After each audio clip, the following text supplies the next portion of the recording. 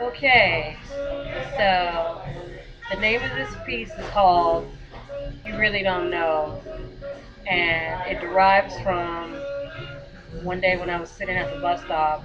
I was listening to this homeless man.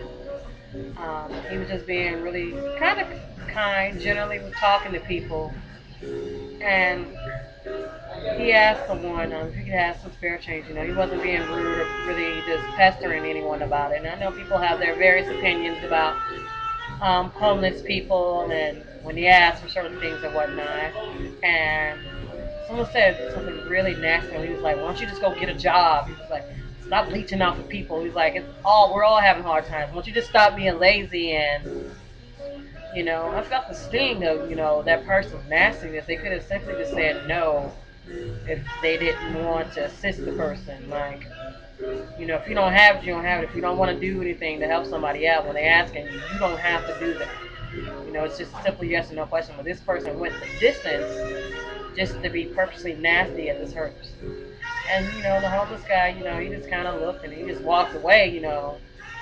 And this is where this piece evolved because in my mind, we all have our opinions of the way people live and whatnot, but we truly don't know, what people have been through or what they are currently going through and what's brought them to this point in life. And so this is where this piece called You Really Don't Know came from. So I'm going to recite it for you now. You really don't know. If I don't find a way to get into the depths of me, then I'll never be able to find what there is to be. Why my drive for protection is engulfed in lust. Why no one can never wrap me into the arms of trust. Burning to taste vengeance, tired of keeping this a hush. Like the feeling of an overindulged glutton, I'm aching to bust. There's a certain level of tyranny when we see the tables turn. Some call this irony, but for me this return of harsh favor isn't enough. They say it's best to turn the other cheek. Well, I'd like to call their bluff. Mind you, flexing a little bravado has not a damn thing to do with being tough. It's hard to have smooth sailing when the tides have always been rough.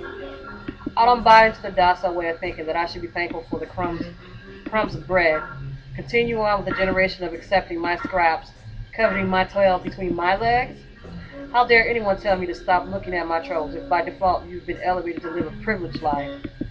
It would behoove you not to comment because my blood is seething, feeling my ancestors' flight. I'm no pessimist. I believe in great things, promises of the future, and what tomorrow, when given, will bring. But I must oblige because in my being I realize I need a full remnant of freedoms to relieve this antagonistic sting.